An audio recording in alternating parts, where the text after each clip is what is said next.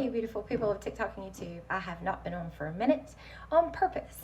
And I'm finally getting back into the swing of things. Spent a lot of time with my son. Yay, yay. I have had some requests for videos. My website was down a minute. It's back up. I've had some requests for videos, and today we're going to cover making an all-natural oil for repelling pests and possibly killing them. We're going to talk about pesticide versus pest repellent. All natural, organic, essential oils and carrier oils are the best way to do this. When we talk about pets, today we're just going to talk about dogs. Other species are different. So if you have a feline, I don't recommend using any essential oils on felines or rodent species because they can actually have their bodily functions shut down. Not a good idea. Next, today we're going to talk about canine, but this is pretty much true for cows and horses as well. Your smaller sheep and goats are sensitive. You need to do your own due diligence on that. Repelling and pesticide for canines for dogs. This is really safe, really cheap, really effective. I say really cheap. It depends on what essential oils you have on hand, but I'm going to go over some of the best ones for bugs. Number one, neem oil is one of the best oils out there that will also be a pesticide. It will also kill. It's all natural. It doesn't hurt the animal. Totally effective at repelling and killing, but it smells horrible. So we're going to make an oil that would be similar to that, but you can rub on. It's organic, and it's not going to be too much for the animal or you if the dog comes in and out. All right, so let's start off with, let me get my supplies. All right, so we're back. Sorry about that. We're going to start with organic castor oil. Castor oil is thicker than other oils, so it will help it adhere to the hair follicle and to the skin cells. Well, 4 ounces roundabout is how much oil we're going to use total, and we're going to use about 2 castor oil and 2 almond oil. So it's going to be about 2 and 2. We're looking for about 4 ounces total. And I'm roundabout guessing. This is not going to be perfectly accurate, but that's going to give you a good amount. You'll probably have enough to really saturate or coat twice. 2 ounces of organic castor oil, 2 ounces of sweet almond oil. The organic castor oil I got at Walmart. The sweet almond oil, I normally had ordered it in bulk previously, but now that I don't order it in bulk, I'm not using it for skin purposes.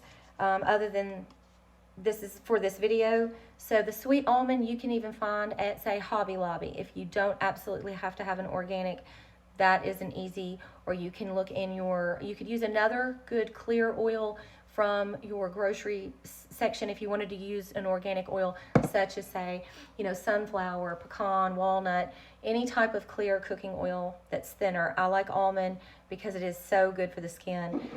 It's very good in its fatty acids. So that's why I chose almond and castor to help adhere. It's thicker. Next, on to the oils. The essential oil that will kill pests is thyme oil. It is red thyme, and I do carry that. It's on my website. I don't particularly like to use it with animals because it is so strong. I like to keep the bug repellent part of it going, not necessarily at attacking pests.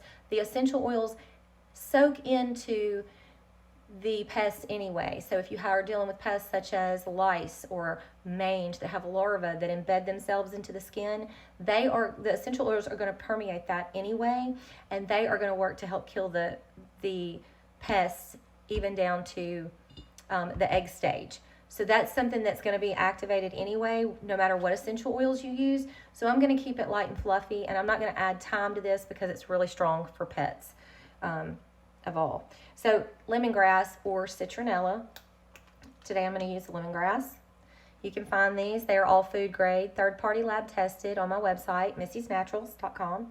And we're going to, because we're coating an animal and we're using quite a bit, I'm going to say probably 30 drops of each of these. It's been a minute since I've made this, so bear with me. We're also going to cover home bug repellents here in a minute. We are also going to do sweet basil. Your Italian oils, along the thyme level or that are safe to use would be oregano, sweet basil. You do not want to use rosemary on any animals that are pregnant. Keep that in mind. It does promote spasms and could increase the ability to go into labor. All right, so that was lemongrass or citronella. The next one, we're going to do sweet basil. And these are all going to work to repel those bugs. You know, they say plant rosemary by your garden gate. It throws up protective spiritual energy and repels bugs. So again, about 30 drops. Because we want this pretty stout. Cedar wood is the very best, and we're going to talk about this in our house bug repellent video. But cedar wood, again, about another 30 drops. My cedar wood container is clogged. So 30 drops is actually equal to almost a teaspoon. So we'll dab. It's going to seem pretty strong. And then I would suggest adding any citruses to that. I happen to have a blend of citrus, geranium, and a couple of other good bug repellents. I'll read them off to you. So I'm going to add 30 drops of this as well. So I added lemongrass, I added sweet basil, and then I added cedar wood. Cedar wood, you know, they used to build cedar chests for our ancestors, right? Because they were so good at repelling bugs. So we did do the cedar wood. Now this one has lavender. It does have orange. It does have Litsea cubiba. That is excellent at repelling bugs. It also does have peppermint, tea tree, and geranium. Geranium's super good at repelling bugs, and peppermint as well. So I'm just going to pop the top off, and what would be equivalent to about 30 drops is a teaspoon. And it's going to look like this. All you're going to do is, sorry, had to grab something. Get some droppers. They do sell these at Hobby Lobby. I happen to have these from ordering in bulk and making products, but you just want to basically mix it up. And then your dropper, you may want to suck it up. You want to do everything you can to blend that thick castor oil, okay? And then you'll be able to suck it up. Once it's all blended, you should stir it completely for about a minute, truly. Because these oils, some are thicker and some are thinner. And then you'll have it to where you can just drop it down your animal's back, and I would rub it in head to toe, not anywhere near their face. They are sensitive to essential oils, canines are, when they lick them, or of course if they...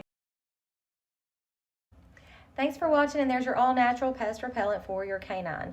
Easy to make, adheres to the skin, adheres to the hair follicle, and will repel pests. I would do it once a week, and you've got plenty there depending on the size of your animal. Don't overdo it, don't saturate them, and don't put too much near the face. All right, check out my website, missysnaturals.com. All of the essential oils are food grade, third-party lab tested. Any of the handmade products there, such as face cream, everything's on sale. There's a 22% off sale that I've had going for quite a while, so take advantage of it. missysnaturals.com. Thanks for the request, and I'll be doing the home pest repellent video next, and that's going to cover your spiders, your roaches, your rodents, all of that stuff.